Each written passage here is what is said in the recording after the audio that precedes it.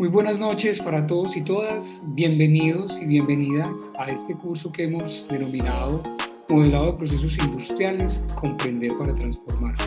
Mi nombre es César Botache, soy el director académico de CBIQ Formación Continua, un emprendimiento académico que busca trasladar conocimientos y desarrollar habilidades y competencias en las personas que asisten a nuestros cursos. En principio, les agradecemos mucho la participación de ustedes en el curso.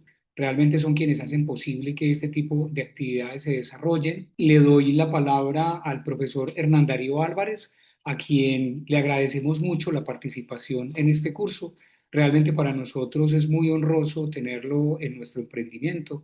El profesor Hernán Darío pues es un ingeniero químico, magíster en ingeniería y doctor también en ingeniería, con más de 31 años de experiencia profesional como docente, como investigador, fundador de un grupo de investigación en la Universidad Nacional en la sede de Medellín, del grupo Calma, a quien le damos la bienvenida y también le damos todo el agradecimiento pues por el apoyo que nos brinda en el desarrollo de este curso. A todos y a todas, bienvenidas nuevamente. Profesor Herrán, te doy la palabra para que desarrolles el curso. Muchas gracias a vos y a la plataforma CBIQ y obviamente a todos los integrantes de este grupo. Y, no, darles las gracias por confiar que aquí vamos a aprender cosas y a compartir cosas juntos.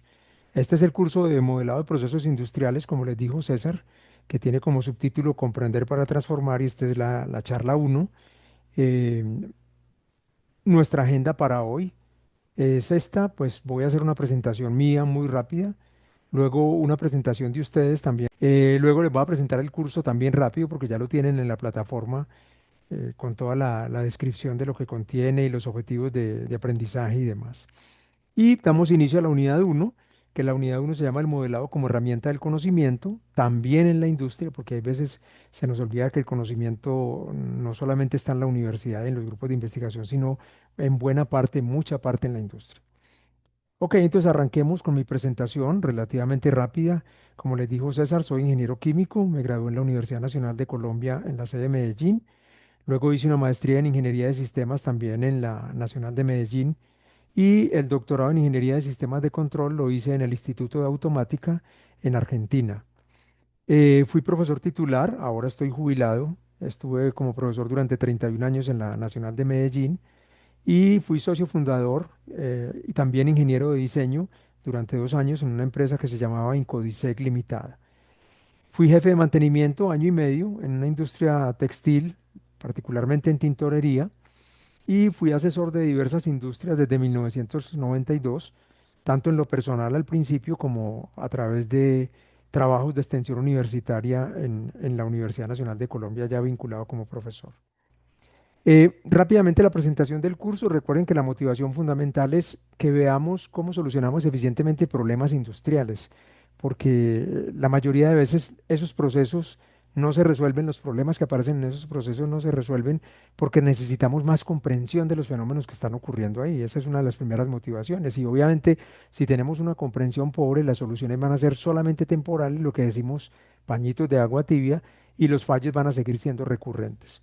Adicionalmente, pues todos sabemos que un camino para ganar comprensión del proceso es modelándolo. Ahí no hay de otra. Pero ojo, no con cualquier tipo de modelo. Ahorita nos vamos a dar cuenta que hay tipos de modelos que no nos enseñan nada, solamente nos sirven para salir del paso, o sea que nos vuelven a dejar otra vez en soluciones temporales. ¿Qué resultados de aprendizaje tenemos? Pues yo espero que ustedes terminen entendiendo de qué se trata un modelo y qué es lo que aporta el modelo al desarrollo profesional, que diferencien las características y posibilidades que brindan las familias diferentes que tenemos de modelos disponibles, y finalmente que logren desarrollar modelos semifísicos de base fenomenológica, así sean sencillos, para un proceso industrial, junto con un pequeño simulador. Quiero que nos metamos como en esa tarea de simular algo en pequeño que resuelve ese modelo, ese modelito, así sea un modelo no tan ambicioso en esta primera aproximación. El curso tiene este plan de temas. Una primera unidad, que es la que arrancamos hoy, se llama el modelado como herramienta de conocimiento, lo que les dije ahorita, también en la industria. Unidad 2, modelos semifísicos de base fenomenológica, que es la familia que hemos venido trabajando en el grupo Kalman desde hace más de ya casi 15 años. La unidad 3, pasos del método para obtener un modelo semifísico de base fenomenológica.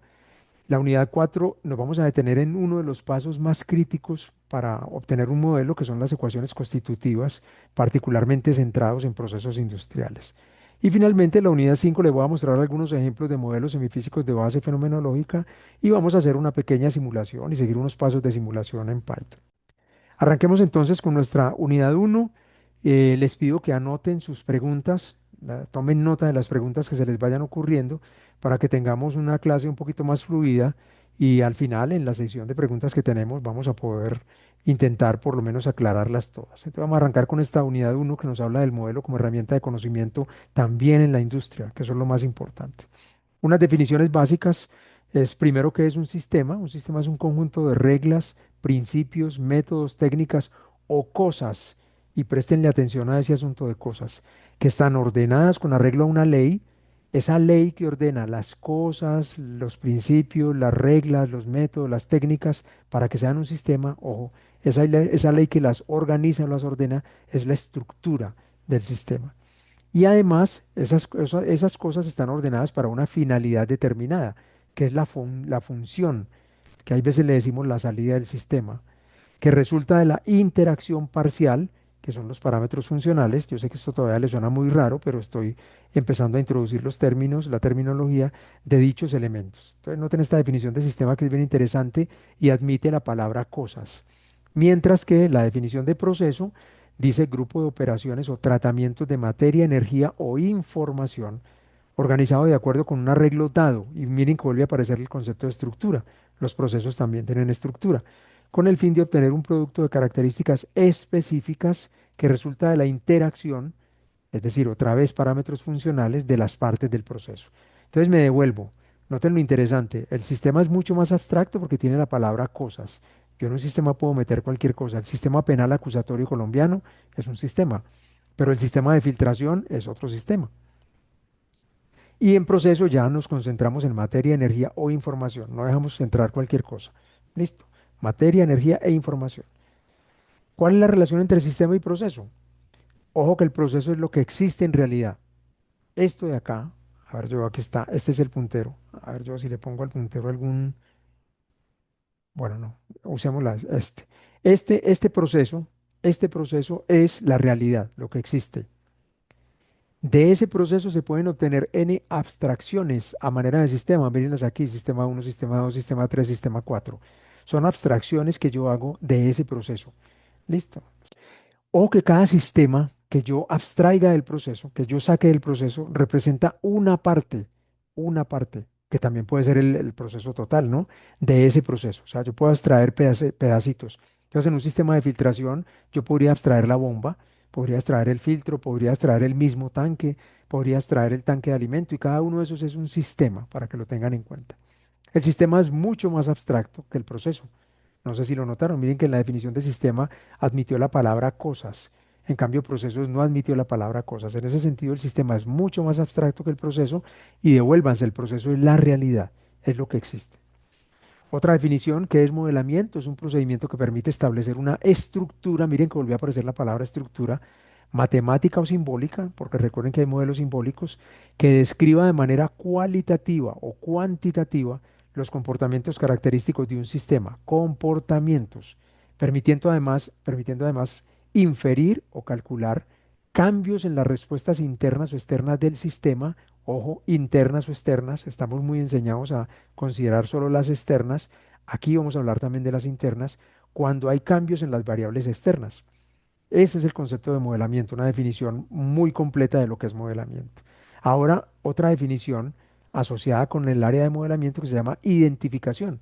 La identificación es un procedimiento que permite encontrar los parámetros, o sea, los valores de los parámetros, bien sea funcionales o estructurales. Luego vamos a ver de qué se trata eso, de un modelo a partir de datos tomados del proceso, que puede ser un experimento o puede ser la operación normal del proceso, o desde descripciones mucho más específicas de comportamientos y características particulares. Ahí es donde aparecen las ecuaciones constitutivas del proceso que se modela. Esta es la definición de identificación. Entonces ya vimos modelado. Cuando yo tengo el modelo, debería identificar el valor de los parámetros, y para eso miren lo que uso.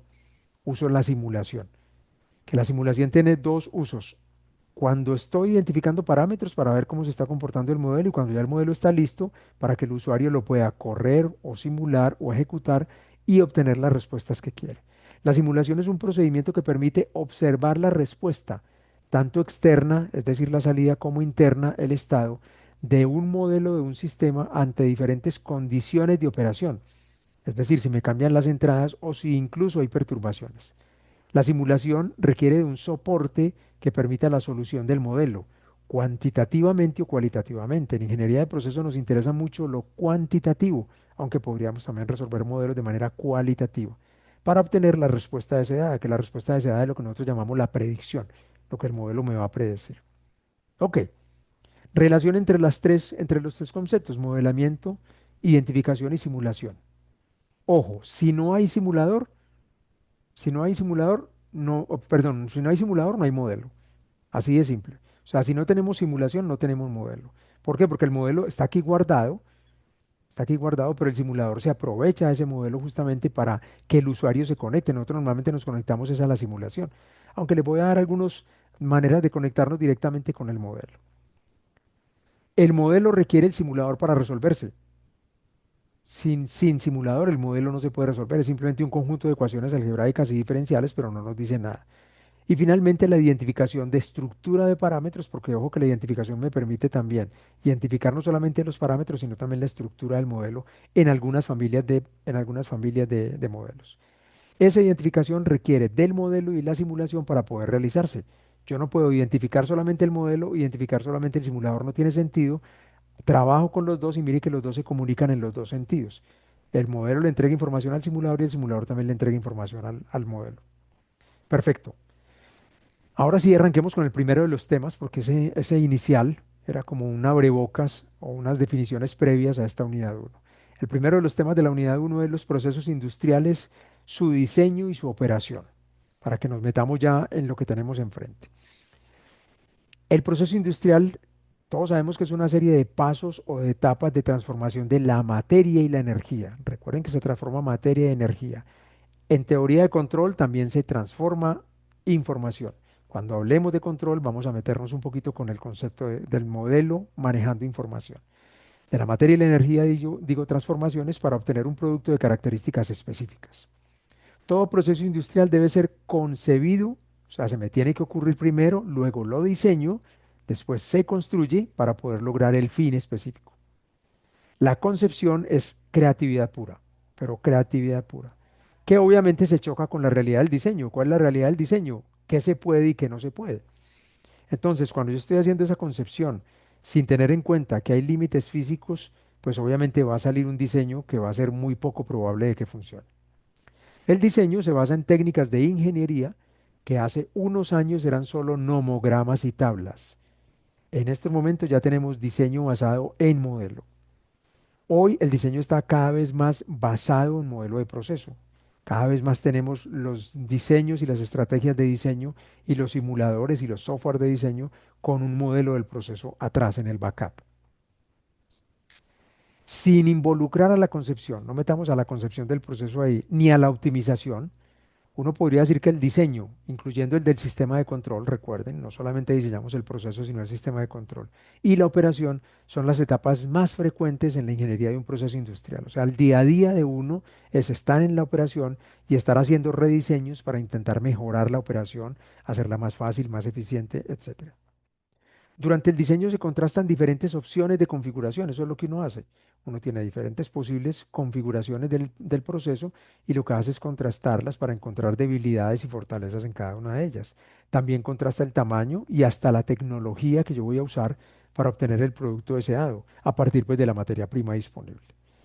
La selección de la mejor opción puede hacerse desde conocimiento experto humano. Yo puedo como experto sentarme y decir, voy a diseñar este intercambiador de calor y empiezo desde cero. O me puedo basar en un modelo del proceso. Los simuladores comerciales son los que más populares conocemos, pero también puedo tener un simulador propio. Yo creo que todos en nuestros estudios de ingeniería, en alguno de los cursos de operaciones unitarias o de operaciones de transferencia, siempre tuvimos que construir un pequeño simulador. Ese es el famoso simulador propio. La operación.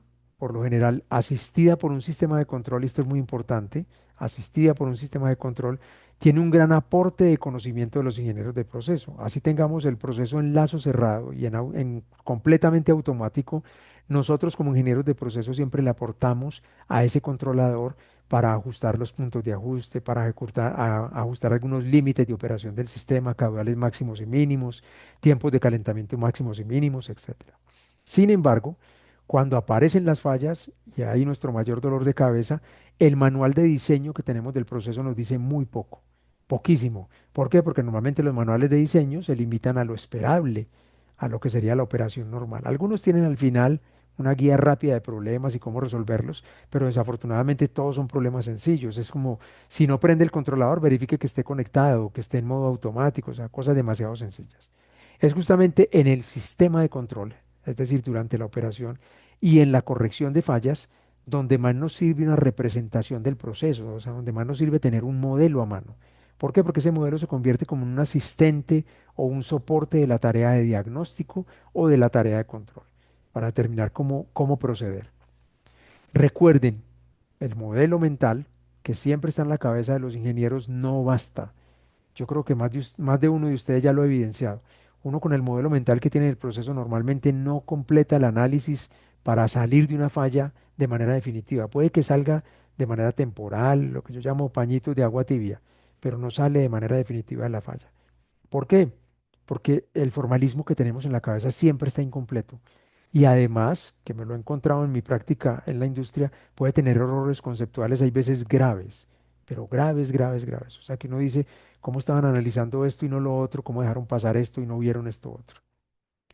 Ok, termina ahí nuestro primer tema y arrancamos con este segundo tema de esta primera unidad, que vamos a hablar un poquito de la optimización y el control de procesos industriales. Ojo que para esto es para lo que nos pagan. Recuerden que nosotros como ingenieros de proceso, si el proceso siempre estuviera bien y funcionando correctamente, no necesitarían ingenieros. O sea, la ingeniería, no sé, estaría en otra parte de la planta, pero simplemente pondrían operarios y supervisores a manejar el proceso. Es justamente cuando necesitan optimizar y necesitan mantener el proceso en control, es que nos requieren a nosotros, a los ingenieros de proceso. Entonces, la optimización, ¿qué es lo que hace? Buscar las mejores condiciones de operación del proceso. Y esas mejores condiciones tienen lo más típico, pues lograr el alto rendimiento, el mayor rendimiento posible. Que si el equipo dice que es capaz de dar 1500 unidades por hora, esté dando siquiera 1300, 1400 y ojalá las 1500. Pero no que dice 1500 unidades por hora y esté dando 650 y nosotros tranquilos. Que tenga bajo consumo. Y ese consumo se refiere a energía, materias primas, también bajo desgaste, porque de nada nos vale tener un equipo teóricamente optimizado, pero que lo estamos acabando, porque lo estamos sobrepasando su punto de operación normal.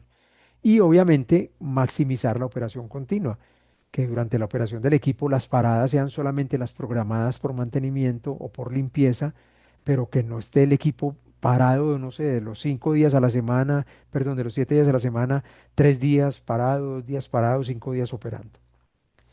Eso de optimizar se puede lograr obviamente por tanteo y error, yo lo llamo fuerza bruta, y yo creo que la mayoría que hemos pasado por la industria lo hemos hecho más de una vez.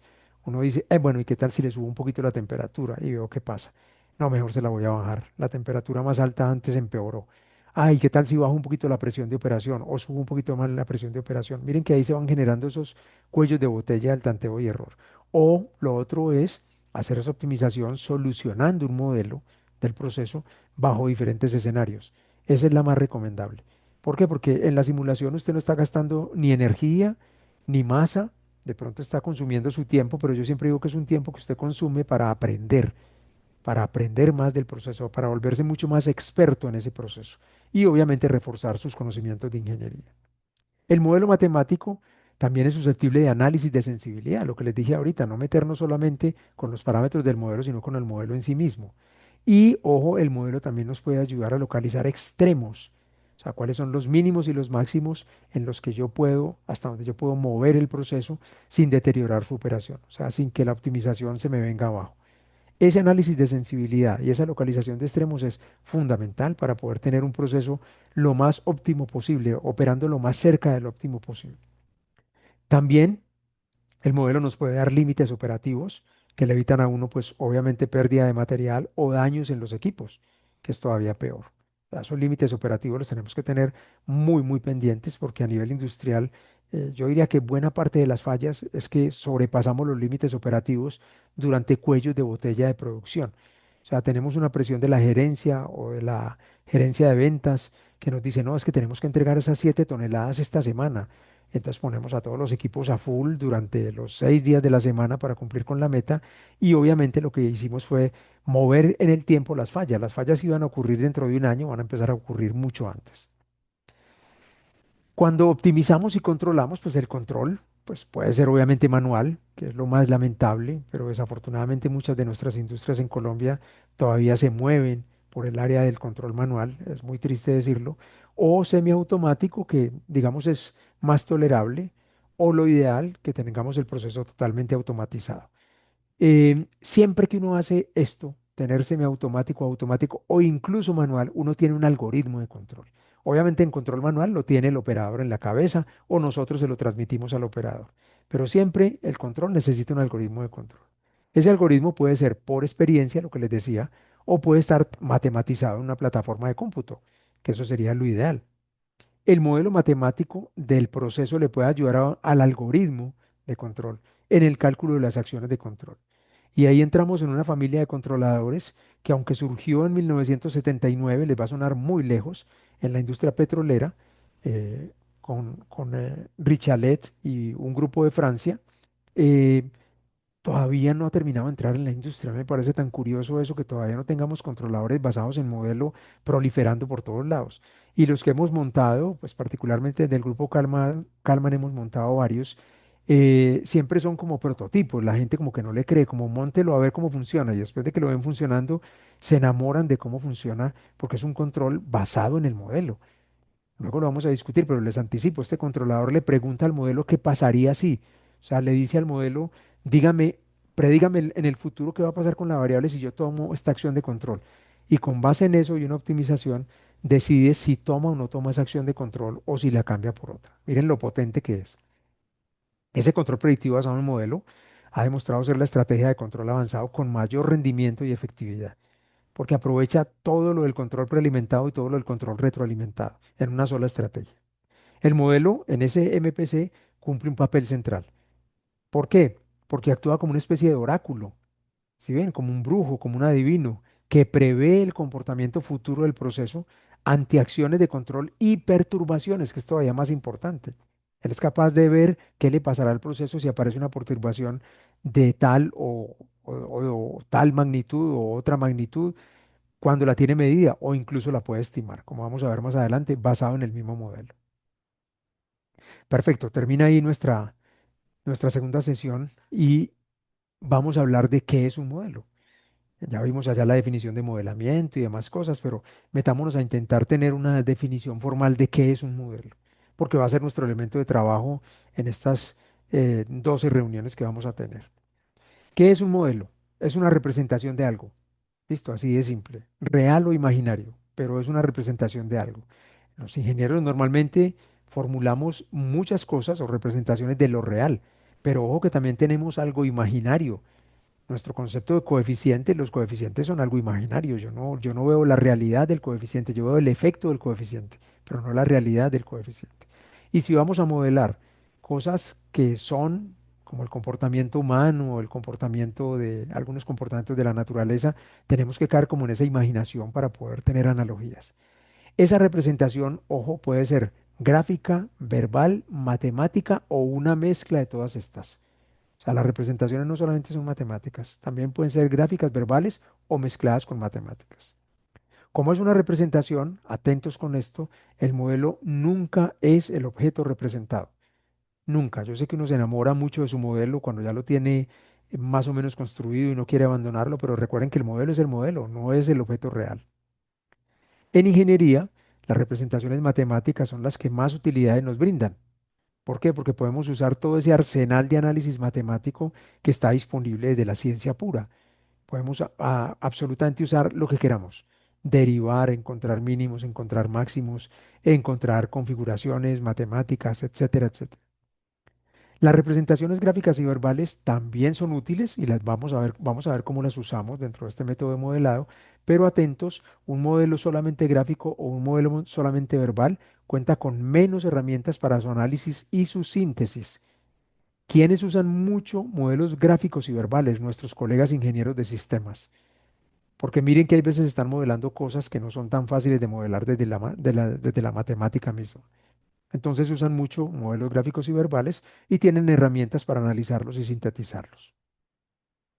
Definiciones formales de lo que es un modelo. Una primera, tomado de estos, y compuesto más bien diría yo, de estos tres autores que hay citados ahí. Ahorita les muestro la bibliografía.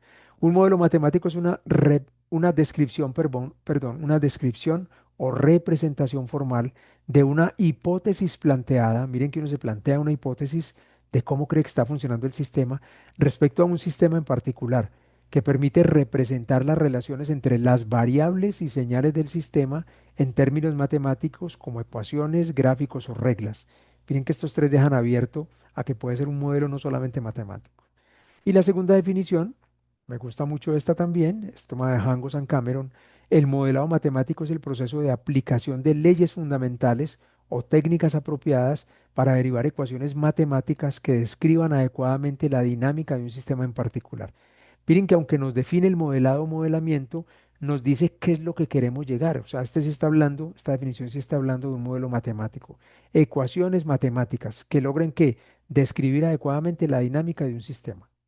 Y esta es la bibliografía, la de Di Stefano, la de Hangos y la de Kir. Ahí las tienen para que las consulten, que son textos bien interesantes. Dejemos ahí entonces las definiciones de modelos, qué es un modelo, y metámonos con las familias de modelos. Las familias de modelos son importantes porque nos permiten saber sus características, o sea, cada tipo de modelo qué características nos puede brindar y esas características cómo nos pueden apoyar en la tarea que queremos hacer basada en modelo.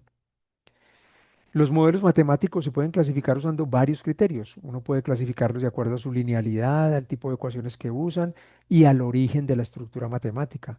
Vamos a pegarnos de esa, el origen de la estructura matemática. Hay muchas más clasificaciones. Ese origen de la estructura matemática para nosotros va a ser un criterio clave y se van a dar cuenta por qué. Porque primero nos agrupa los modelos en solo tres grandes familias, una de ellas obviamente con dos subfamilias, que uno a veces podría decir que son cuatro, pero en realidad son tres y una de ellas se divide en dos. Esas son modelos de caja blanca o fenomenológicos, modelos de caja negra o empíricos y finalmente modelos de caja gris o semifísicos. Miren que estos son los que se parten en dos familias, en semifísicos de base fenomenológica y en semifísicos de base empírica. Los de base fenomenológica son a los que más nos vamos a referir, los que más se usan en la literatura, porque los de base empírica, como sospechan, toman la estructura de un modelo empírico, o sea, de un modelo de caja negra. Y vamos a ver más adelante que los modelos de caja negra sufren de bastantes problemas a la hora de aplicarlos en ingeniería de procesos como el modelo único. En cambio, los de base fenomenológica toman la estructura de los modelos fenomenológicos puros, de los de caja blanca. Ok, esas familias de modelos matemáticos también los podemos ver como en esta gama de colores. Aquí están los modelos fenomenológicos, que también les dicen modelos blancos o modelos físicos, les dicen hay veces. Físicos no me gusta mucho porque se confunden con las maquetas. Una maqueta es un modelo físico o un reactorcito a escala, un intercambiadorcito a escala, un filtro a escala. Es un modelo físico, pero hay veces les dicen modelos físicos o modelos de primeros principios, que es también el nombre más popular. Están a este lado entonces, es caja blanca. ¿Por qué se les dice de caja blanca? Porque presumen que todo lo conocemos. Al otro lado, en el extremo contrario, están los modelos empíricos o modelos de caja negra. Estos modelos presumen que no conocemos nada de la fenomenología ni de lo que pasa al interior, que solamente nos interesa ver una relación matemática entre la entrada y la salida. Obviamente cada uno tiene sus ventajas y desventajas, luego las discutimos, pero los ingenieros siempre buscando lo mejor de los dos mundos, ¿qué hicimos? Pararnos en la zona gris. Y entonces dijimos que estos modelos son semifísicos, en el sentido de que toman una parte de los modelos físicos, pero no son completamente físicos. Si recuerden que hicimos dos clases ahí, los semifísicos de base fenomenológica y los semifísicos de base empírica. Eso nos da mucha potencia a la hora de operar. Esperen, cierro esta ventana. Esos modelos matemáticos los podemos ver ensamblados como en un árbol. Vamos a verlos ensamblados como en un árbol y es, yo puedo partir para construir un modelo matemático de dos puntos, desde el conocimiento previo o desde los datos, o incluso pararme en los dos mundos y tener una parte que le aporten los datos y otra parte que le aporte el conocimiento previo.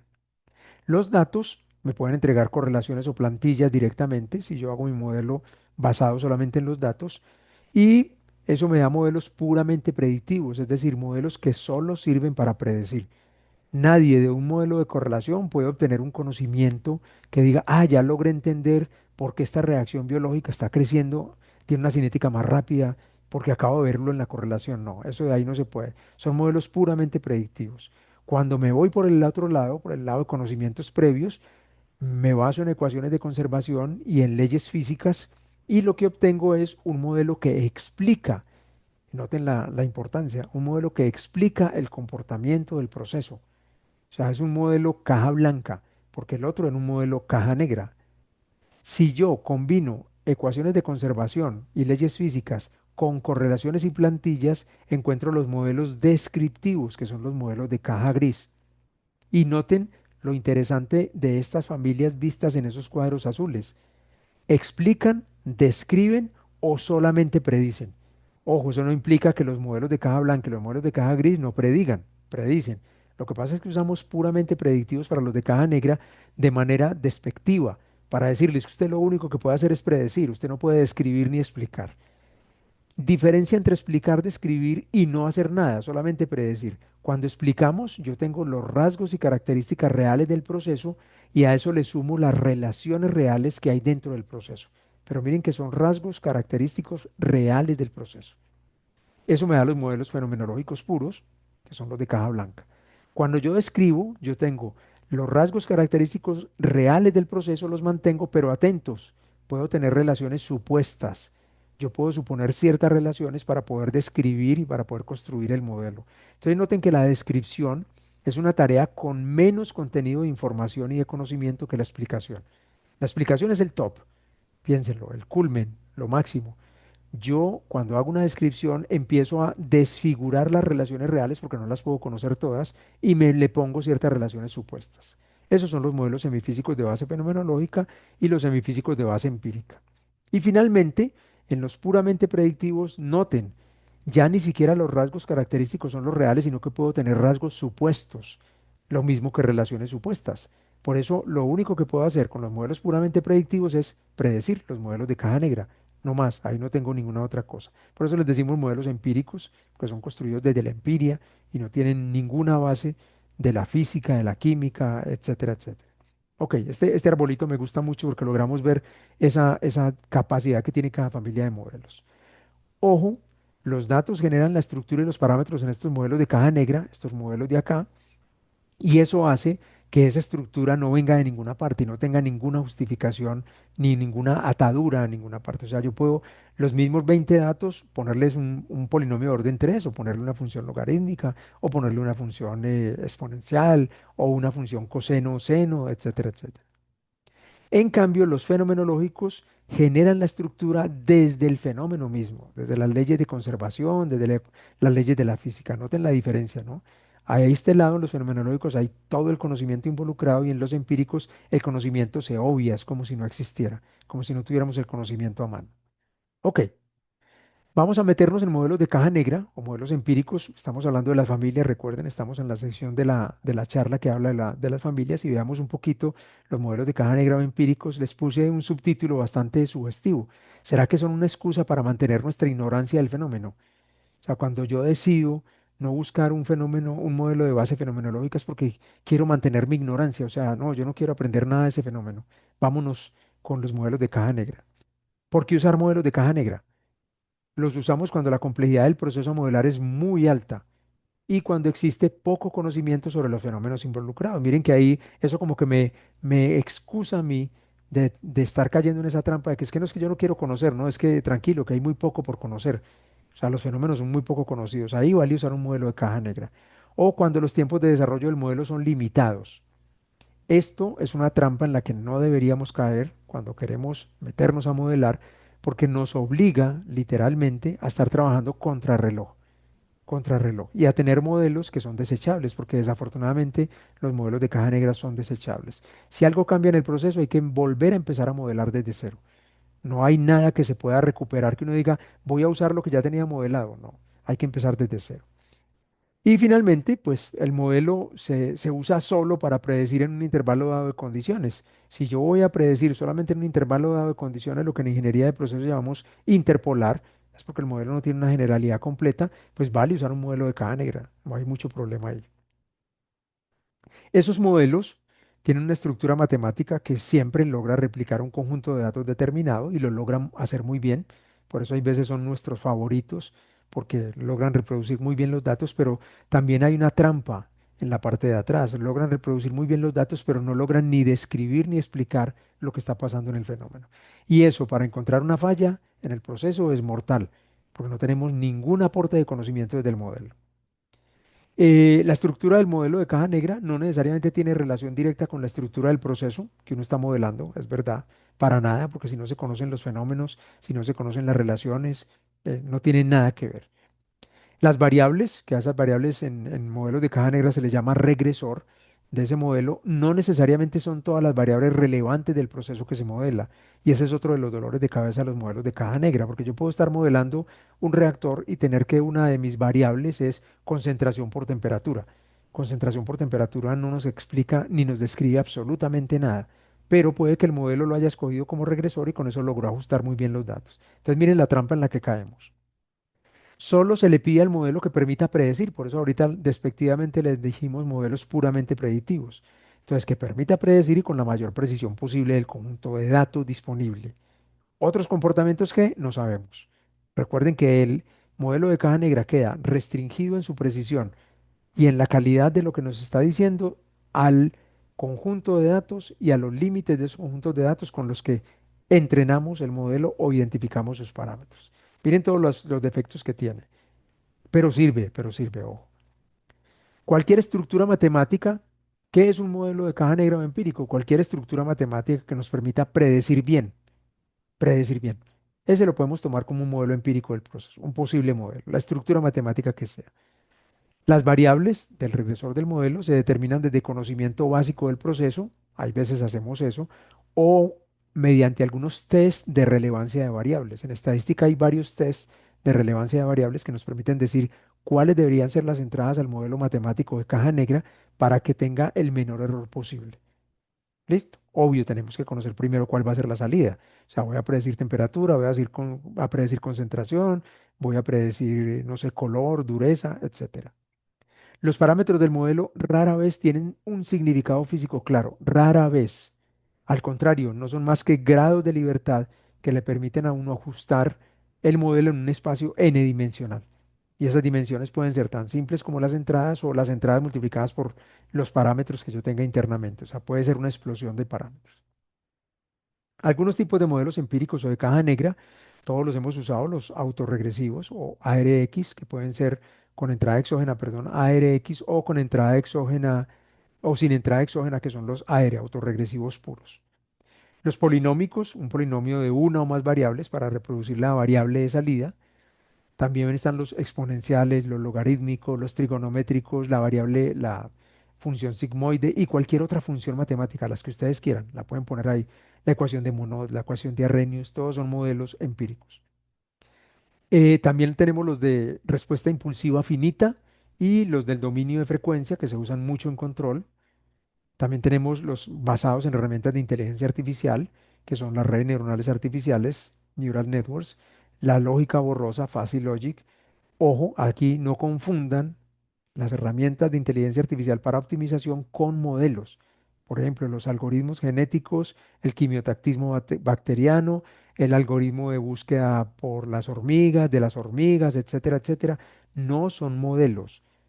Ojo, son herramientas que optimizan los parámetros de otro modelo. No lo confundan porque son dos cosas diferentes. Estructuras típicas autorregresivas y autorregresivas con entrada exógena, pues aquí tienen una.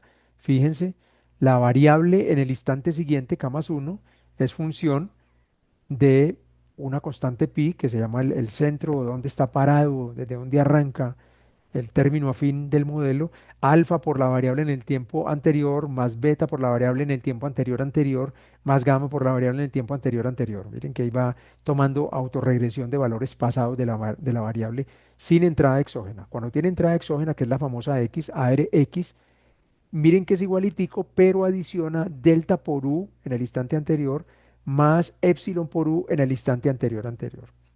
Esto ese es el modelo, las estructuras típicas de autorregresivas y autorregresivas con entrada exógena.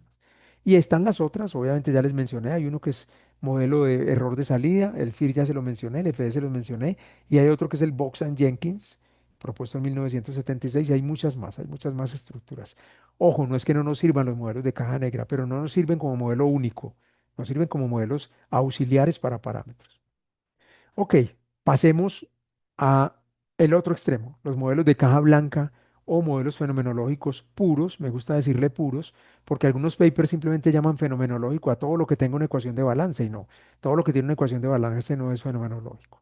Y el subtítulo para esta sección es si estamos jugando a ser Dios.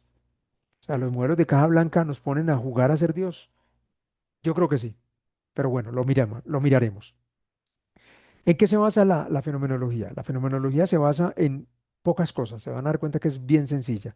Un principio de conservación, es decir, la materia, la cantidad de movimiento, la energía, yo diría que hasta el valor del dinero, etcétera, etcétera, se conservan. Los fenómenos de transporte, que también son fenómenos de tránsito, de transferencia o de transmisión, esas son las dos cosas. El principio de conservación y el fenómeno de transporte ya le dan toda la base a la fenomenología en ingeniería de procesos. Recuerden, el primero, el principio de conservación, nos permite representar los cambios de concentración de una propiedad específica en el interior de un volumen dado del espacio. En cambio, el segundo, que es el transporte, nos brinda un medio para matematizar por qué cosas bien caracterizadas entran y salen de un volumen dado.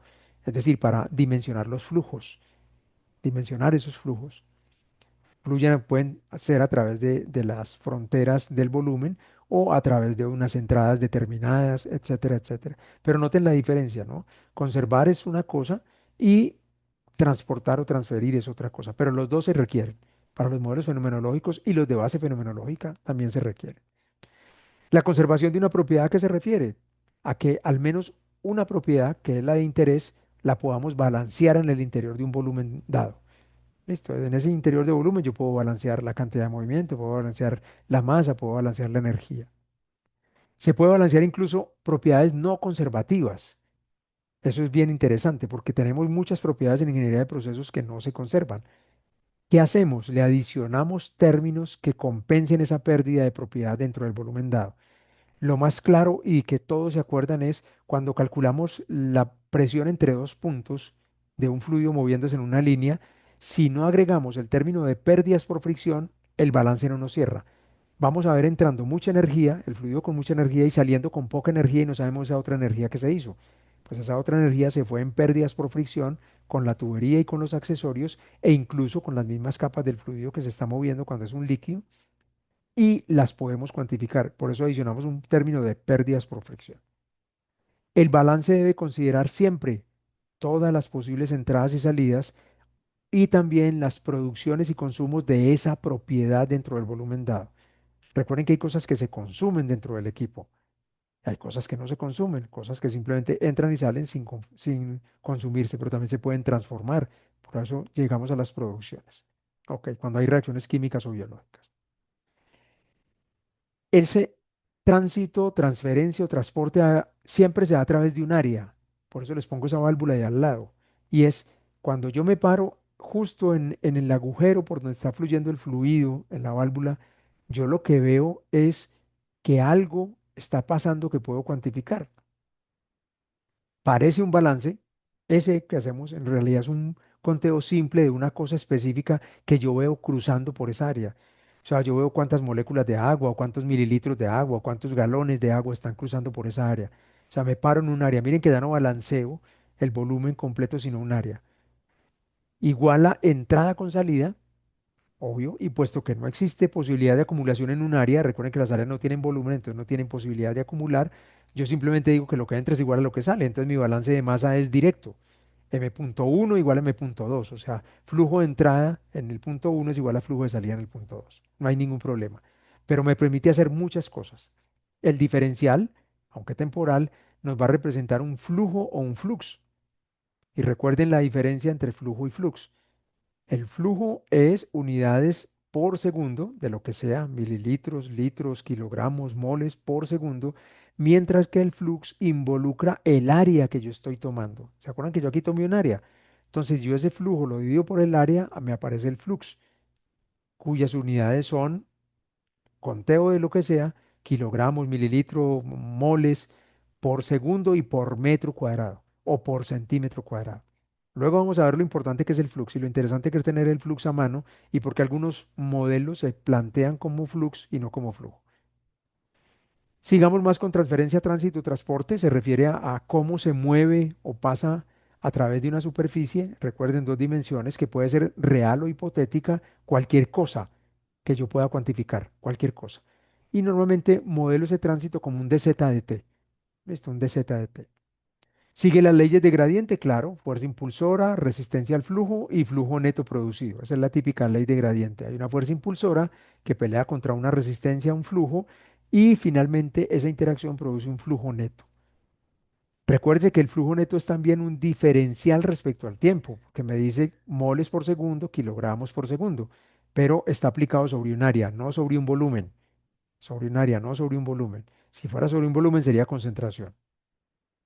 Su interpretación es la de un flujo y no la de un cambio de una propiedad en el volumen o en un espacio tridimensional, porque para nuestro sistema de proceso lo vamos a nomenclar como delta de la propiedad respecto al tiempo.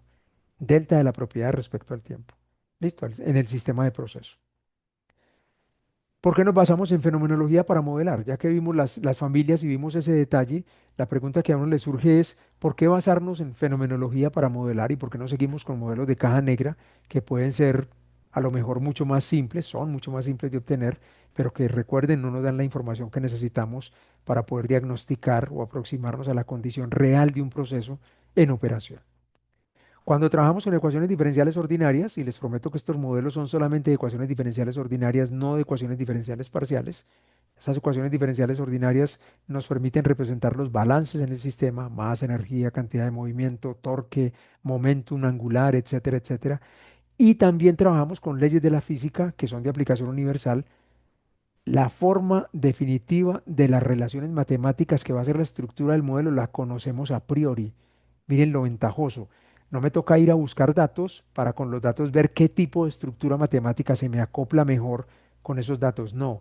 Si yo conozco cómo funciona el proceso, aplico las leyes universales, tengo ya conocidas a priori las relaciones matemáticas que van a aplicarse ahí. Esa es formar la estructura básica del modelo. Eso implica que todos los elementos diferenciales semejantes del sistema van a seguir las mismas leyes diferenciales. Eso permite una integración a mayor escala. Miren que con eso nos estamos sacando las ecuaciones diferenciales parciales y caemos directamente a ecuaciones diferenciales ordinarias. Y les adelanto, un spoiler de lo que va a venir más adelante. Para sacarnos ese problema de las ecuaciones diferenciales ordinarias, simplemente partimos el proceso en pequeñas zonas, pequeñas rodajas, pequeños tramos donde podamos aplicar ecuaciones diferenciales ordinarias siguiendo este principio de los elementos diferenciales semejantes. Adicionalmente, cuando nos enfrentamos a un problema de modelamiento, los únicos hechos que conocemos acerca de esa situación o de ese proceso son leyes físico-químicas diferenciales y además conocemos las condiciones de frontera, o sea, qué le entra, qué le sale, qué temperatura hay afuera, qué presión hay afuera, etcétera, etcétera. Entonces, fíjense que ya solo esto nos dice, váyase por el camino fenomenológico. O sea, busque el camino fenomenológico porque usted tiene el conocimiento suficiente para abordarlo. Ok, pasemos a otra sección, de esta charla, y es el uso de modelos en tareas industriales. Vamos a dejar toda esa parte de conceptualización, luego la vamos a abordar con bastante detalle en las charlas que vienen y vamos a meternos de frente a esos modelos, cómo nos pueden ayudar en las tareas industriales. O sea, casi que convencer a nuestro cerebro de que vale la pena seguirnos viendo los martes y los jueves a esta hora para ver cómo construir de la mejor manera un modelo que nos sirva como nuestra herramienta de diagnóstico y nuestra herramienta de optimización y de control en el proceso. Entonces, uso de modelos en tareas industriales. ¿Qué modelos usamos en tareas industriales? Pues desde que estudiábamos ingeniería estábamos usando modelos matemáticos, y hay veces ni lo sabíamos. Todas esas fórmulas, todas esas ecuaciones de cálculo que ponía el profe en el tablero, ya eran modelos matemáticos, ya eran modelos matemáticos. Pero, siempre usamos modelos mentales para todas las tareas en la industria. Eso es lo más curioso. Cuando estudiábamos ingeniería, convivíamos con esas formulaciones, las veíamos permanentemente, estaban en todos nuestros cuadernos, pero llegamos a la industria y hacemos un switcheo rápido a los modelos mentales para todas esas tareas. Y a veces nos apoyamos, yo diría que como una especie de muletilla, como de muleta para no caernos, en cartas y nomogramas, que son modelos gráficos. Pero no abandonamos los modelos mentales ni volvemos a los modelos matemáticos, que son los que deberíamos estar usando permanentemente. El cambio a modelos matemáticos es el primer paso para unificar el conocimiento existente sobre el proceso. O sea, si hacemos la tarea de pasarnos a modelos matemáticos, todo el conocimiento se tiene que unificar. ¿Por qué? Porque de lo contrario el modelo matemático va a tener un índice de error perverso y un comportamiento de predicción muy malo. Dejamos de tener ese conocimiento fragmentado y, ojo, a veces incorrecto, repartido en muchas cabezas, porque me ha pasado a nivel industrial cuando he ido a hacer asesorías que le pregunto a los tres ingenieros de turno y los tres tienen tres hipótesis diferentes de cómo funciona el proceso, con ligeras variaciones a veces, con variaciones dramáticas en ocasiones, pero a veces con cosas incorrectas. Entonces, si yo me vuelco a construir modelos matemáticos, lo que estoy haciendo es procurando una unificación del conocimiento existente para corregirlo y garantizar que ese modelo tenga todo el conocimiento que conocemos en la industria, que se conoce desde la literatura, que sabemos los seres humanos y que además sea el conocimiento correcto y que deje de estar en tantas cabezas, pues disperso, que se concentre. En ese ejercicio profesional en la industria, es mejor usar los modelos matemáticos de forma explícita. Yo digo que seguir reposando en modelos mentales nos acerca cada vez más a estar recurriendo a esos pañitos de agua tibia para solucionar los verdaderos problemas y los grandes problemas. Y obvio, nos permite aprovechar todas las oportunidades que le brindan a uno los modelos. Una de las que hay veces no valoramos mucho es aprender. Cuando yo construyo el modelo, me toca aprender y aprender mucho del proceso. ¿Y que es una tarea que requiere horas extras? Sí. ¿Que es una tarea que hay que hacer hay veces los fines de semana y no cuando uno está en la empresa? Sí, pero es que se hace una sola vez. Si construimos modelos semifísicos, si construimos modelos de caja negra, vamos a estar esclavizados permanentemente reidentificando modelos cada que cambie alguna condición del proceso. El uso de modelos en tareas industriales lo tengo aquí en estas 6 tareas que hay de los lados. Y me lleva a pensar cómo debemos estar como ingenieros de proceso habitando la planta, que hay veces habitamos la planta y habitamos el proceso de una manera muy poco consciente de que lo estamos haciendo. Uno tiene que tener los 5 sentidos alerta, o sea, qué suena, a qué huele, qué logro ver, qué siento en mi piel, hay veces hasta qué sabor tengo en la boca, porque hay veces hay vapores que no los tragamos y los sentimos en la garganta y decimos, porque hay un sabor a sal o un sabor dulzón, etcétera, etcétera.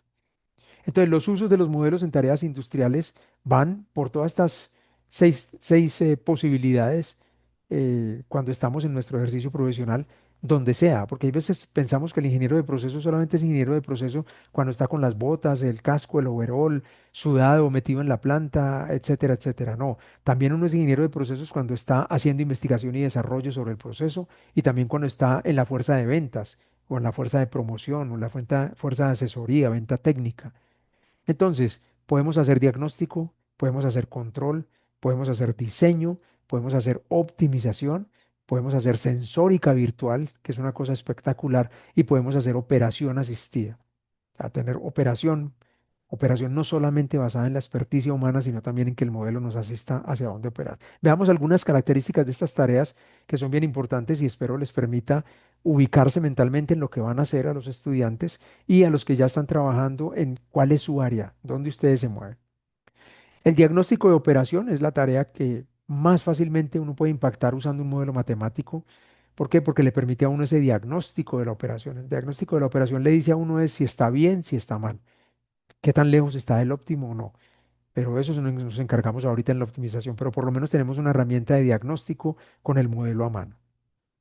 Cuando se tiene un modelo que muestra las trayectorias y valores normales de las variables de interés del proceso, uno puede identificar fallas con más certeza, es más, adelantarse a las fallas. A mí me parece muy curioso que he ido a algunas empresas donde los SCADA, los sistemas de adquisición de datos, como ese que vemos allá en la fotico de la derecha, no tienen marcada la raya o el perfil de los set point, de los puntos de ajuste del proceso. O sea, yo digo, ¿cómo los ingenieros de proceso están siguiendo la normalidad? O sea, ¿cómo se dan cuenta que está normal o no normal? Uno debería en estos SCADA no solamente trazar la línea o la trayectoria, sino en ocasiones hasta ponerle una banda alrededor de la cual si se está moviendo mi variable, yo considero que la operación es normal, porque todos sabemos que a nivel industrial las rayas de comportamiento que uno pinta en el tablero que son hermosas, allá son llenas de ruido, pero ese ruido tiene una cuota, tiene un margen. Si se pasa de cierto margen, ya empiezo a considerar que tengo una posible falla. O sea, si yo hago eso y veo que hay una ligera desviación de la variable frente al set point que el controlador no está pudiendo corregir, ya eso es una falla. Ya eso es un anuncio de una falla, que no es una falla catastrófica todavía, sí, pero ¿por qué la voy a dejar empeorar? ¿Para qué la voy a dejar empeorar? Ok, las tareas asociadas a una falla desde nuestra visión de ingenieros de procesos son, primero, detectarla, después diagnosticarla, decir qué es, qué fue lo que pasó. Listo. Algunos hablan de localización. Yo a la detección, localización la pongo en el mismo nivel porque dice detectar la falla y localizarla, diagnosticarla y finalmente resolverla.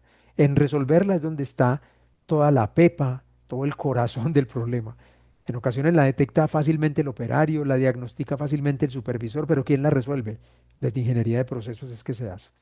Con un buen modelo se puede agregar una tarea cero. Miren esa tarea cero, lo importante que es predecir. O sea, yo puedo decir con el modelo y anticiparme y decir, estamos propensos a que se tapone tal cosa, o está creciendo tanto el ensuciamiento del intercambiador que rápidamente vamos a tener que sacarlo de funcionamiento. Miren que esa predicción sería importantísima, porque no caigo en esos estreses, que es el estrés típico, que me tocó vivirlo muchas veces, de que ya estamos a punto de terminar un lote y súbitamente nos quedamos sin calentamiento, sin enfriamiento en el reactor. Hay un tipo de modelos de proceso denominados modelos de falla, no me voy a referir a ellos mucho, son modelos muy especializados en detectar y diagnosticar fallas en el proceso. Normalmente los venden los mismos vendedores o fabricantes del equipo cuando son equipos grandes, un proveedor grande, perdón, un compresor grande, un chiller grande, una inyectora grande. Normalmente le venden a uno unos modelos de falla que uno puede estar corriendo permanentemente en la computadora, pero son caja negra porque tienen el know-how de esa empresa. El día que la empresa deje de actualizarlo o que nos quite la licencia, nos quedamos otra vez sin cómo diagnosticar fallas. Incluso, atentos, con modelos de proceso corriente, sin la falla, yo puedo hacer esa tarea. O sea, yo puedo construir mi modelo tan sencillo como un Excel, como les decía en la charla, en el webinar que tuvimos, tan sencillo como un Excel, y yo desde ese modelito, con el proceso corriente, ya puedo empezar a detectar si hay falla o no hay falla. Tan simple como hacer un balance de masa. Cuando ustedes detecten que el balance de masa no les está cerrando en el Excel, que es estacionario, preocúpense, porque la masa se está quedando en alguna parte, o sea, se está acumulando en alguna parte. Eso ya es una predicción de falla, predicción de falla. Si uno es bien atento, normalmente hace parar el equipo, porque eso puede generar en otra cosa peor. Ok, frente a otra tarea que es el control de procesos, el modelo también la puede impactar muy bien. ¿Y por qué la puede impactar muy bien? Porque todos conocemos el típico proporcional integral derivativo, el PID, el control realimentado típico, más del 90 y pico por ciento de las empresas lo siguen usando y no es que lo tengamos que desechar, funciona bien para algunas cosas.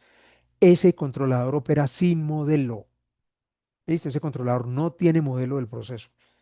Que tengamos algunos modelos, como los modelos de primer orden, modelos de segundo orden, en funciones de transferencia, que nos sirvan para sintonizar el controlador es otra cosa, pero que ese modelo de función de transferencia de primer orden, segundo orden, sea un modelo que podamos considerar útil para el diagnóstico, no, porque es un modelo de caja negra.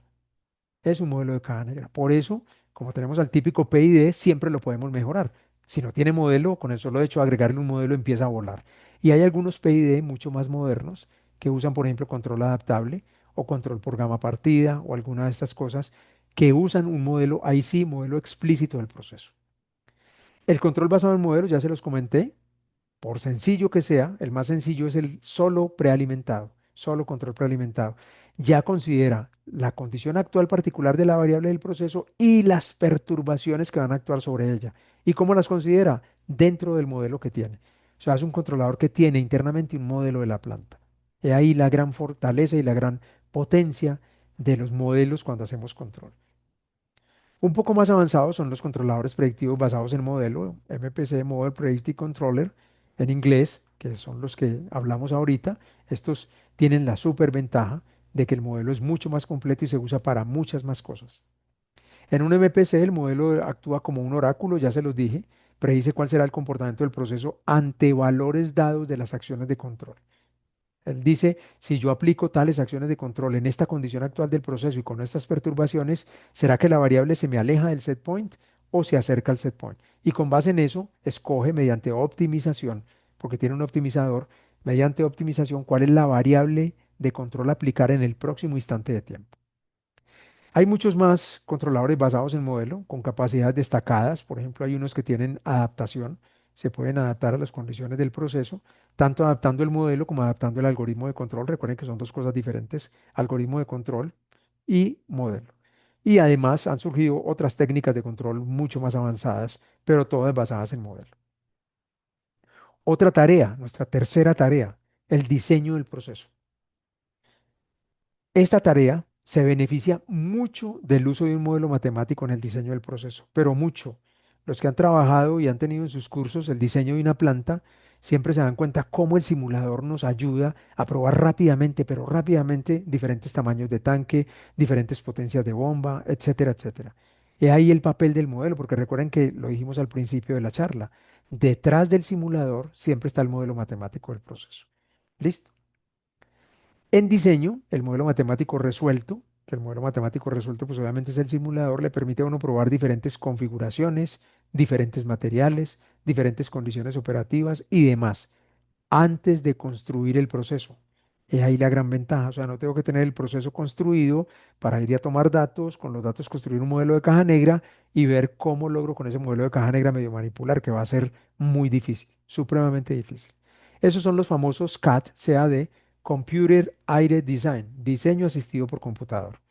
Listo, lo conocemos y hay demasiados en ingeniería de procesos, en todas las ingenierías, en ingeniería mecánica, en ingeniería química, en ingeniería metalúrgica, en todas las ingenierías siempre hay CAD que nos permiten hacer ese diseño. Hay simuladores de procesos químicos que permiten armar una planta, ustedes los conocen, el HYSYS, el ChemCAD, etcétera, para ver cómo operaría esa planta bajo diferentes tipos de equipos en cada proceso. Entonces nos permite jugar como al Lego, ir poniendo aquí un reactor de este tamaño, un filtro de este tamaño, etcétera, etcétera, para ir armando esa planta sin que esté construida. Eso es muy valioso, supremamente valioso. Lo importante es que cuando tengamos la planta y la respuesta, y tengamos la respuesta que nos da el simulador, sepamos interpretarla. Es ahí donde se refuerza nuestra condición y nuestros conocimientos en ingeniería de procesos. Porque si no estamos en capacidad de interpretar esos resultados que nos da el simulador puede ser lo sofisticado que quieran y ustedes pueden tener los errores más grandes a la hora de tener ese diseño. O sea, se lo muestran a alguien con experiencia y les dice, esa bomba te dio muy pequeña, o esa tubería está muy grande, o ese filtro le falta área, o a ese intercambiador de calor tiene muy poca capacidad de flujo, por ejemplo. Esos simuladores pueden ser tan sencillos como el modelo matemático de un tanque de nivel, de líquido o de sólidos, o un tanque a presión, gases, para ver cómo queda mejor, cómo quedará mejor este tanque, más esbelto, más robusto, cómo quedará con fondo cónico, con fondo plano, o con el fondo cónico con un ángulo muy grande, muy pequeño, etcétera, etcétera. Entonces miren que el simulador así sea tan sencillo como ese que les estoy diciendo, que el de tanque de nivel y el de un tanque de presión están todos los libros de texto de ingeniería de control y de control, entonces ya nos sirve como pequeños simuladores para apoyarnos en el diseño. Frente a la optimización del proceso, es pues otra de las tareas que se puede realizar usando un modelo matemático del proceso.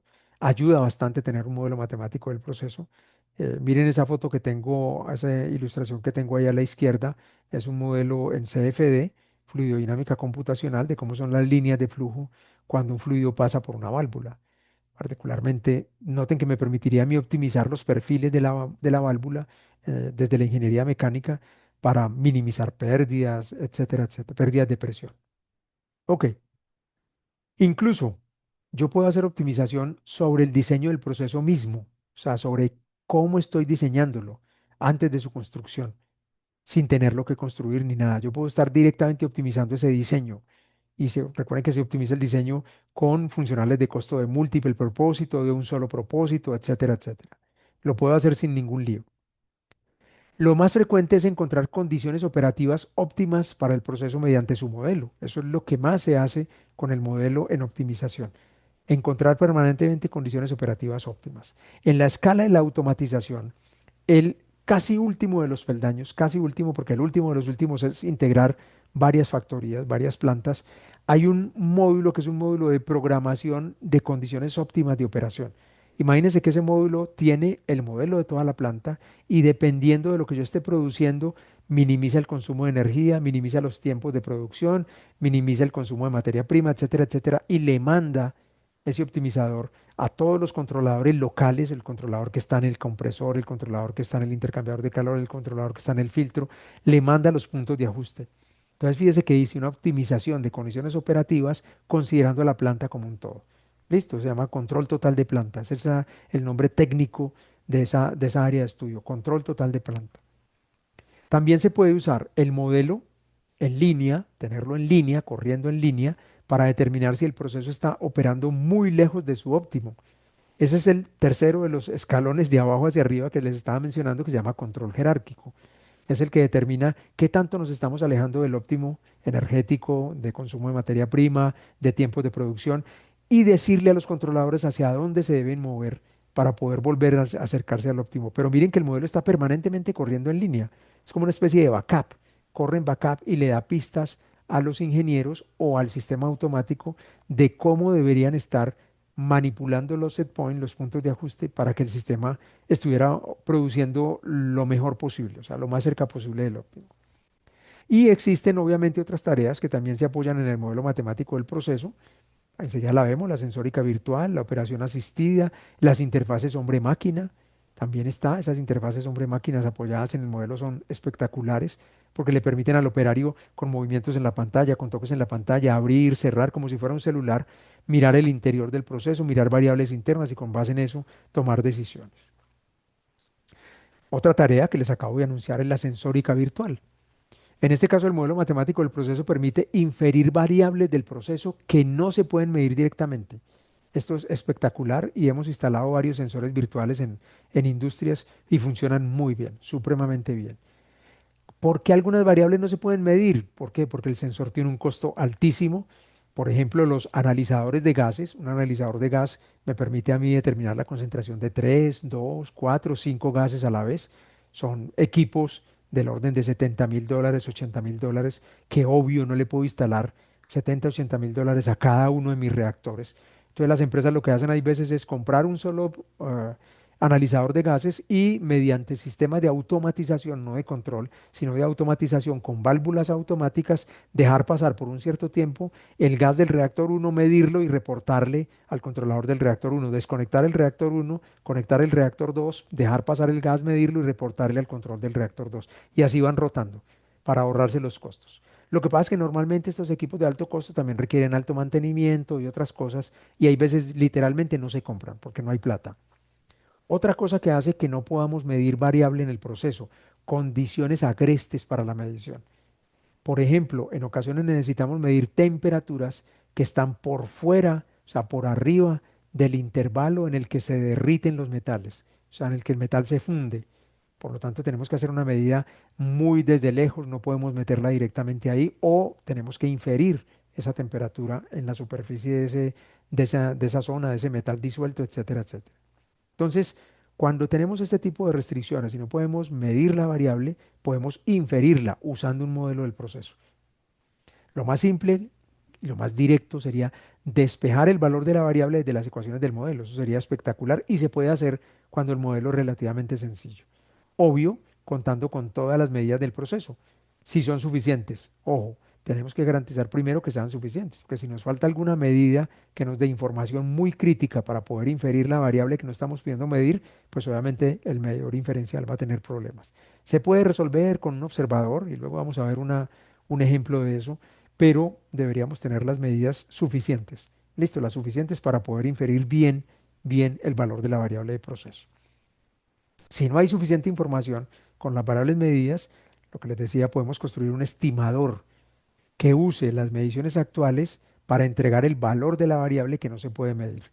Listo, entregar ese valor de la variable que no puedo medir a partir de una estimación, que son estimadores de estado, los vamos a ver luego, se apoyan bastante en el modelo, tienen que tener un modelo para poder llegar a ese valor. Esperen que se me adelantó.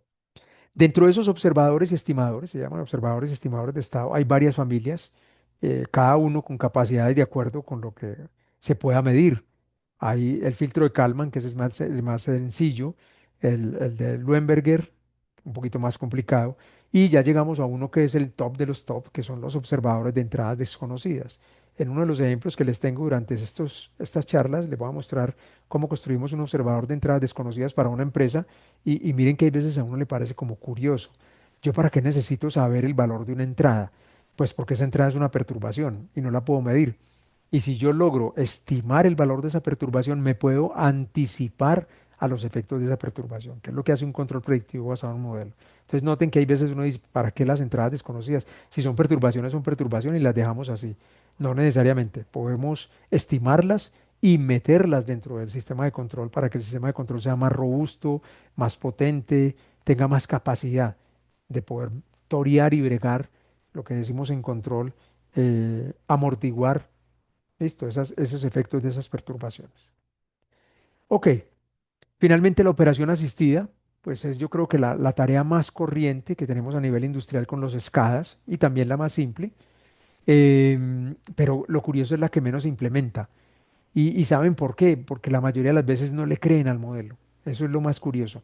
Miren, con los modelos a nivel industrial hay, yo creo que no lo llamaría un mito. Yo diría que es un prejuicio grande de los que operan, de los ingenieros de proceso, de los supervisores de turno y que termina contagiándose a los operadores. Y es, el modelo, cuando lo instalan, es como una criatura angelical que todos le creen, pero comete la primera falla, comete el primer error, tiene la primera desviación y la mayoría de gente que tiene que ver con el proceso le deja de creer al modelo. Es muy curioso, le deja de creer al modelo. Por eso, cuando veamos el paso de validación, nos vamos a concentrar mucho en cómo debemos blindar, piénsenlo de esta manera, blindar al modelo ante sus posibles usuarios con una muy buena documentación. Un modelo con muy buena documentación lo que empieza diciendo es, el modelo no es infalible, el modelo se puede equivocar, pero las equivocaciones del modelo ya están cuantificadas y sabemos más o menos de qué magnitud son. Y se los digo porque me ha tocado modelos en los cuales, no sé, hay una predicción de una temperatura. Entonces el medidor físico predice 47,3 grados centígrados. El modelo dice 47 y entonces ya empiezan a decir, "Ah, el modelo está fallando". Y yo siempre les digo, o el medidor está descalibrado, cualquiera de las dos.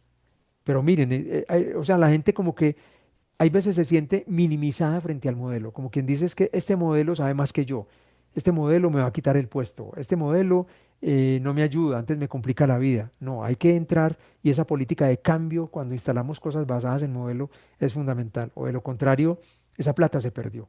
O sea, todo lo invertido en desarrollar el modelo, en instalarlo, en montar un SCADA, un sistema de cómputo industrial robusto, termina perdido. Era mejor haber dejado el proceso en modo manual. Esta operación asistida se trata de tener resolviéndose en la parte de atrás, en una especie de background del SCADA, un modelo del proceso. Recuerden la definición de SCADA. SCADA son las siglas de Supervision, Control and Data Acquisition. Supervision, Control and Data Acquisition. Ok, ese es el concepto de SCADA. Entonces tenemos en el SCADA, en el background del SCADA, no lo vemos al frente, un modelo del proceso permanentemente corriendo.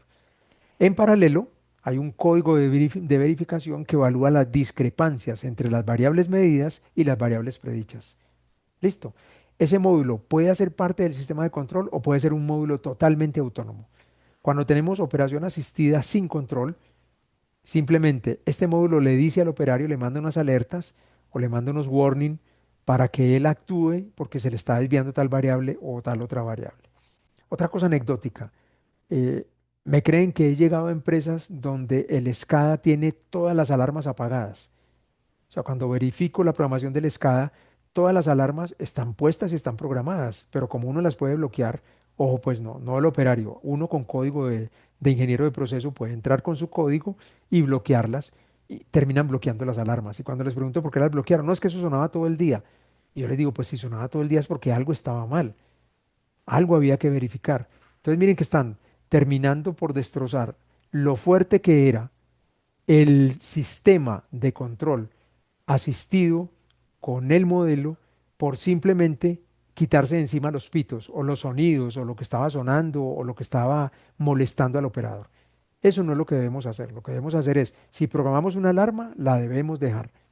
Listo, y esa alarma debería estar permanentemente actualizándose con sus límites para que no dé falsas alarmas. Porque hay veces se me quejan mucho de que, no, es que eso era una falsa alarma, eso no era tan grave. Entonces, ¿por qué programaron la alarma? Si la alarma está es por algo. Ok, con eso se le puede indicar al operario qué variables debería vigilar para evitar productos fuera de especificaciones o para no caer en consumos excesivos de energía o consumos excesivos de materia prima y lo que ustedes quieran colocar. O sea, la operación asistida, para mi gusto, todavía está en pañales. Todavía está en pañales. Hay muchas cosas que podemos hacer desde el modelo para que el operario, el operador que esté pegado del proceso, haciendo sus tareas de operación rutinaria, tenga la mayor información disponible ahí al frente en la pantalla e incluso con guías, con sugerencias, haga esto, revise esto, etcétera, etcétera. Ok, se cubren entonces esas 6 tareas y ya podemos cerrar nuestra charla, que esta charla, el objetivo fundamental de esta charla era como que nos pusiéramos en sintonía de qué son los modelos, qué familias de modelos tenemos y para qué podemos usar modelos en la industria. Todo esto último que les dije lo voy a estar poniendo mucho en palabras desde mi experiencia y desde mis trabajos en la industria para que ustedes también se sintonicen con lo que están pasando, con lo que está pasando en su trabajo y con lo que van a ver los estudiantes cuando ya estén ejerciendo. Entonces, para cerrar esta charla, les voy a contar de dos secciones que vamos a tener siempre al final de la clase, al final de la charla. Una primera la llamé anecdotario. ¿De qué se trata? Pues de una sección, antes de que finalice la charla, como les digo, en la que voy a revisar algunos aspectos característicos de los procesos y su operación, pero le voy a poner el foco en las fallas que ocurren en el día a día de esa operación. Listo, y les voy a contar anécdotas que me pasaron y que me siguen pasando en todos estos años de experiencia en la academia, en la industria, con los procesos. ¿Por qué? Porque yo digo que la experiencia no se transmite, pero la experiencia por lo menos le da a uno como una alarma, como, uy, esto ya pasó alguna vez y yo lo escuché que alguien me lo contó y cuando pasa este tipo de cosas es mejor proceder de esta manera. Entonces voy a intentar que en ese anecdotario tengamos una descripción de lo que normalmente pasa en el proceso, cuál fue la falla o la condición por la que nos llamaron a nosotros o me llamaron a mí, bien sea como grupo de investigación o me llamaron a mí individualmente cuando antes de que estuviera en la universidad y ahora que estoy ya jubilado. eh, o sea, ¿por qué nos llamaron? ¿Cómo procedimos? Si se levantó modelo, bajo qué condiciones levantamos ese modelo y finalmente el modelo cómo nos apoyó para detectar la falla, corregir la falla, diagnosticar la falla, o sea, para tramitar todo lo que estaba pasando en el proceso. También les voy a mencionar esos casos del uso del modelo de proceso para detección y diagnóstico, y también voy al final a darles unos por qué. Y se los digo sinceramente, como grupo de investigación, cuando íbamos a las industrias, siempre salíamos y nos hacíamos la misma pregunta: ¿por qué los ingenieros de proceso no detectaron esto? Y nunca encontramos mala fe. Créame que en ninguno de los ingenieros de proceso con los que interactuamos encontramos mala fe. Siempre encontrábamos lo mismo: falta de tiempo, se me había olvidado ese concepto, hacía rato no estudiaba termodinámica, entonces no me acordaba de eso, o hacía rato no estudiaba filtración, no me acordaba de eso, etcétera, etcétera. Entonces voy a también enfocarme en los porqués. O sea, por qué la gente cae en esas, yo diría que trampitas, y no salen de ahí con facilidad. Todo lo que voy a expresar en estas secciones lo voy a hacer desde la experiencia mía, pero voy a respetar la confidencialidad y el know-how de las empresas con las que desarrollé ese trabajo. Por lo tanto, no van a encontrar ustedes alusiones directas a nombres de empresas, a nombres de procesos, etcétera, etcétera. Y obviamente de todas mis experiencias traje los más frecuentes. ¿Por qué? Porque había empresas que obviamente si decía yo, este es el proceso, ustedes lo iban a identificar por ser la única empresa en Colombia o la única empresa en Medellín que hace ese tipo de cosas. Entonces, por respetar el know-how y la confidencialidad, me voy a referir a la generalidad sin dar nombres propios. El anecdotario de hoy lo voy a dedicar a este diagramita, que es un diagramita que siempre me ha ayudado mucho y me ayudó mucho cuando llego a trabajar con los ingenieros de proceso. Porque lo primero que yo les digo es, tenemos que aprender a hacer abstracciones. No podemos intentar resolver la realidad completa, que es lo que ustedes ven en la izquierda, parte superior. La realidad completa del proceso la tenemos que partir para poder identificar dónde está el problema. Miren que el problema no estaba en toda la realidad, el problema estaba en una zona, muy grande sí, pero en una zona. Y a ese problema tenemos que empezar a aplicarle yendo y viniendo, por eso la flecha de doble cabeza, yendo y viniendo, teorías y conceptos. Recuerden que las teorías definen, los conceptos delimitan. Eso es una diferencia bien interesante. Las teorías siempre me definen cosas. Los conceptos siempre me delimitan las cosas, hasta dónde puedo llegar. Las teorías me dan herramientas teóricas, los conceptos me dan herramientas conceptuales. Entonces tengo que mantener ese diálogo permanentemente. Esas dos herramientas, las teóricas y las conceptuales, le construyen a uno el objeto práctico, que el objeto práctico es esa zona de la realidad donde yo puedo ubicar el problema. Y sobre ese objeto práctico es que yo aplico herramientas operativas.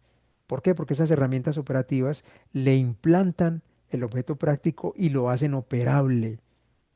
Me hacen que yo pueda trabajar con ese problema y empezar a formular ecuaciones para determinar que finalmente todo lo que está pasando es que tengo una obstrucción de una membrana y por eso la presión está tan alta. O al contrario, que la membrana ya se rompió y por eso la presión está tan bajita. Pero miren todo lo que tuvo que pasar en mi mente. Por eso, atacar los problemas directamente en la realidad es el peor harakiri que uno se puede hacer, porque uno termina desilusionado y con una sensación de que no sabe nada. Entonces, identificar el problema es la clave para su solución, fundamental. La abstracción nos permite ver el problema aislándolo del entorno, pero atentos, aislarlo no significa separarlo del entorno. Siempre tenemos que dejar trazas o líneas que lo comuniquen con la realidad. Listo, lo relacionan con esa realidad. El modelo o representación se hace sobre el proceso donde está el problema. Listo, sobre el proceso donde está el problema. Con el modelo a mano, ya ajustado y validado, condiciones necesarias, se pueden aplicar diversas herramientas de análisis. ¿Cuál es la más simple? La simulación por escenarios. La simulación por escenarios es la más fácil para identificar un problema o una falla. Usted en el simulador cambia las condiciones de temperatura, de presión, de flujo de entrada, de concentraciones y se da cuenta que el proceso va directamente a las condiciones que usted detectó en los medidores y que usted no sabía por qué pasaban. Ya el modelo le dijo por qué pasaban. Un freno de mano, atentos. ¿Para qué modelar si no me dejan cambiar el proceso y mejorarlo como me lo indica el modelo? Cosas que he escuchado de algunos ingenieros de proceso. Ah, yo no me pongo a modelar, eso es mucho tiempo y después de que el modelo me diga cosas, yo voy a cambiar y no me dejan. O sea, aquí en la empresa eso no lo dejan hacer o consideran que no hace falta, etcétera, etcétera. Ojo, les hago estas contrapreguntas para que podamos hacer un juicio correcto de las situaciones industriales y no las estemos desvirtuando. ¿El proceso tiene mejora o los planes de la empresa son sacarle lo último a ese equipo? Y se los digo porque he escuchado también esto varias veces, sobre todo en la gerencia. Hay veces la gerencia dice, no, este equipo ya es viejito, el año entrante llega otro, o sea, tolerémoslo así, ¿para qué no me vamos a poner a levantar modelo? No, tolerémoslo así. Eso hay que indagarlo, porque a lo mejor nos ponemos a modelar un equipo que ya la gerencia tiene el plan que en 2 años, en 2028, ese equipo ya no va a estar en la planta. Entonces están literalmente sacándole el último resto de plata que pagaron por ese equipo. Otra pregunta, cuando ustedes han tenido oportunidad de hacer cambios, los han hecho y han funcionado. ¿Por qué? Porque hay veces la gerencia termina no creyéndonos porque precipitadamente proponemos cambios en el proceso, nos dan la plata, los hacemos y el cambio no se ve reflejado en lo que más le suena a la gerencia. Incrementos en la rentabilidad. Incrementos en la rentabilidad, que ustedes saben que vienen por aumentar producción, bajar costos de materia prima, bajar costos de energía y aumentar productividad. ¿Listo? Entonces, Si les han dado oportunidades, una, dos o tres, y no, ninguna ha funcionado, créanme que hay que replantear cómo lo están haciendo, porque a lo mejor el camino no es ese. Y la última, ¿será que han vendido bien las ideas de cambio y mejora? Hay veces no se venden bien porque no las ponemos en el lenguaje de la gerencia. Y el lenguaje de la gerencia es un lenguaje de recuperación de la inversión. ¿En cuántos meses yo voy a recuperar la inversión bajo la nueva condición operativa del proceso? Si yo veo que esa recuperación es de 60 meses, 180 meses, no me van a hacer caso. Cuando la recuperación se vuelve muy atractiva, cuando usted les habla de 12 meses hasta 18 meses, o si la inversión es muy grande, hasta 24 meses, pero intentar recuperar eso en 5 años, 10 años, eso le van a decir, no, ¿para qué? Dejemos que el equipo se desgaste naturalmente. Entonces, siempre queda una opción muy valiosa. Modelen para aprender. Yo sé que me van a decir, no, ninguna de estas se cumple, entonces yo para qué me pongo a modelar. No, modelen para aprender, para que sepan más, para que se cualifiquen mucho más y tengan que mostrar a la hora de negociar un ascenso o incluso cambiar de trabajo. Porque si ustedes en su cambio de trabajo en la hoja de vida dice que son expertos en filtración, expertos en cristalización, expertos en el asunto cambia. Y modelando se aprende mucho. Lo van a notar durante estas charlas. Cada que nos enfrentamos al modelo, el modelo nos enseña. A mí me sigue enseñando. Y llevo muchos años modelando. Y cada nuevo modelo me enseña cosas. Ok, primera sesión. Voy a tener también otra sesión que se llama De parte del boticario. No sé si ustedes se acuerdan, los que visitamos pueblos o nacimos en pueblos o nacieron en pueblos, que siempre estaba la botica o la farmacia, le decimos ahora, pero una farmacia donde se vendía de todo. El boticario sabía de todo, de todos los ungüentos. Entonces yo voy a intentar ser el boticario frente a la construcción de modelos y les voy a dar pistas, claves, errores típicos que yo cometí muchas veces, mis estudiantes cometieron muchas veces a la hora de construir modelos y los dejamos de construir, perdón, de cometer porque alguien nos los puso al frente y nos dijo, mire, tome nota de esto que estaba pasando. En esta sección me voy a referir a trucos, estrategias y recomendaciones para afrontar problemas asociados con la construcción del modelo. El más básico, el síndrome del impostor. Y empiezo por este hoy. O sea, cuando uno empieza a modelar y no cree en uno mismo, ya empezó mal. Recuerden, definición del síndrome del impostor. Es esa sensación de no merecer los logros profesionales, atribuyéndole el éxito a la suerte en lugar de a la capacidad propia, con el miedo constante a ser descubierto como un fraude, como un impostor. No es que usted, ingeniero químico, usted no es ingeniero químico, usted no sabe de ingeniería química, no. Entonces, ojo, este es muy bravo. ¿Será que mi formación no es tan buena y estoy fingiendo que soy ingeniero o ingeniera de procesos cuando en realidad no lo soy o no soy bueno o buena en esta área? Esa es una pregunta que se pasa mucho por la cabeza. Y cuando empezamos a modelar y tenemos los primeros tropiezos con el modelo, con el ajuste del modelo, nos cae esta sensación. No, es que a mí en la universidad no me enseñaron nada. No, es que yo no aprendí nada. No, es que yo vagué mucho. Es que yo me la pasé repitiendo las materias o ganándolas raspado con tres. No, entonces, ojo que esta pregunta hay que destruirla. Esa pregunta nos destroza. La universidad, ojo, nos saca del analfabetismo estructural en ingeniería. Nos saca del analfabetismo estructural en ingeniería. O sea, sabemos los conceptos fundamentales de la ingeniería. Listo, pero no nos hace 100% ingenieros competentes. No es posible. Siempre nos va a hacer falta la práctica, la experiencia, las horas de vuelo, piénsenlo así. O sea, los días de estar bregando con problemas de ingeniería. Para eso está el ejercicio profesional. Y les recuerdo, en cualquier área, porque hay veces decimos, no, ventas no va a ser tan retante como tal cosa, no, ventas, operación, investigación y desarrollo, incluso administración. Cuando estamos en el área administrativa también tenemos que desarrollar esas competencias. Pero recuerden, la universidad solo se encargó de sacarnos del analfabetismo estructural. Es decir, que usted sepa los conceptos básicos de ingeniería y las particularidades de su ingeniería propia. Que usted es ingeniero biotecnológico, entonces, ¿cuáles son las propiedades de ahí? Usted es ingeniero mecánico, ¿cuáles son las propiedades de ahí? Ese ejercicio profesional siempre debe ser consciente y documentado. Nunca paren de estudiar, nunca paren de estudiar. A mí siempre me ha admirado que llego a algunas industrias y encuentro ingenieras e ingenieros de proceso con cuaderno. Eso me parece fascinante, espectacular. Y tienen un cuaderno donde van anotando cosas del proceso, van anotando cosas que leyeron acerca del proceso, etcétera, etcétera. Eso me parece fantástico porque es nunca dejar de estudiar. Si ustedes paran de estudiar, va a llegar un momento en que el proceso, si lo cambian, ustedes es como si les hubieran cambiado el mundo. No, ustedes tienen que ir un paso más allá. Tienen que saber si este proceso está funcionando así, dónde está la punta de este proceso. O sea, las empresas top del mundo, en qué desarrollos nuevos tienen en este proceso, cómo lo hacen ellos, que es mejor que la manera en la que lo hacemos nosotros. Entonces, nunca parar de estudiar y manteniendo siempre el amor por la profesión. El día que uno deja de querer lo que hace, digamos que ahí sí se le acabó todo. O sea, ya no es el síndrome del impostor, sino que literalmente es el síndrome del acabado. Ya no tengo nada más para dónde seguir. Amen su profesión y obviamente la van a poder ejercer con toda la dedicación y todo el conocimiento, porque esa es la idea de construir modelos. Yo siempre digo, la construcción de modelos es lo que más enseña y a eso nos vamos a enfocar en todas estas charlas. ¿Listo?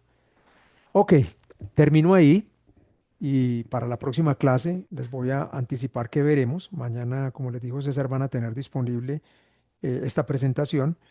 Y para la próxima clase, pues vamos a continuar con esta unidad uno y les voy a hablar de modelado de procesos industriales y les voy a mostrar cómo podemos evolucionar desde una simple hoja de cálculo en Excel a llegar a construir un gemelo digital.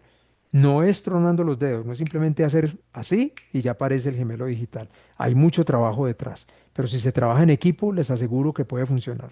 Y podemos pasar de una simple hoja de cálculo que tenemos ahora en Excel para hacer el balance de masa o energía en el sistema a tener un gemelo digital que reproduzca perfectamente la mayoría de comportamientos de interés del proceso y nos ayude en todas estas tareas que vimos ahorita, en esas 6 tareas, más todas las que podemos nosotros ingeniarnos que el modelo nos pueda ayudar. Vamos a empezar la unidad 2, que es, me voy a referir ya directamente a una familia de modelos, a los modelos semifísicos de base fenomenológica. ¿Por qué? ¿Cuál es la razón fundamental? Son los modelos que hemos venido trabajando ya 15 años o un poco más en el grupo Kalman, que nos han dado un muy buen resultado, tanto en la docencia como en la aplicación directamente en investigación o en industria, en procesos, que además son modelos muy fáciles de entender, muy fáciles de obtener, pero que, como todo buen modelo, exige esfuerzo. O sea, no es que me siente y a la media hora o a las 2 horas ya tenga el modelo. Son unos pasos que tenemos, unos pasos claves que nos van a guiar y espero guiarlos yo paso a paso, saliendo también de las dudas que ustedes tengan, ayudándoles con las dudas para que se lancen a intentar durante este curso construir su primer modelo. Eso sería bien interesante. Vamos a hablar de la definición de los modelos semifísicos. Voy a hablarles de la fundamentación, o sea, qué los fundamenta, qué hay conceptualmente ahí que nos diga que los modelos semifísicos como tal existen, los de base fenomenológica. Les voy a hablar de las propiedades destacadas de estos modelos que tienen 4 propiedades espectaculares que los otros modelos no alcanzan a tener. Y finalmente les voy a mostrar el método para obtener un modelo semifísico de base fenomenológica, que les voy a anunciar los 10 pasos, solamente son 10 rápidamente, y ahí ya podemos empezar a movernos sobre cada paso, cómo hacerlo, digamos, qué estrategia usar para poder abordar cada paso y cómo detectar que ya el paso está completo y listo, que es lo más importante. Ok, de mi parte termino aquí. Pues muchas gracias por su asistencia y le pido a César que coordinemos un espacio para preguntas y comentarios de parte de ustedes. Adelante, César. Profesor Hernán, llegamos a la final, tristemente, pero llegamos. Entonces, muchas gracias por la presentación y nos estaremos viendo el próximo jueves. Ok, gracias por estar conectados y que tengan feliz noche. Listo, gracias. Feliz Bueno, noche. Una hasta feliz luego, noche para chao. todos y Gracias. todas. Luego, gracias. Muchas gracias. Feliz noche.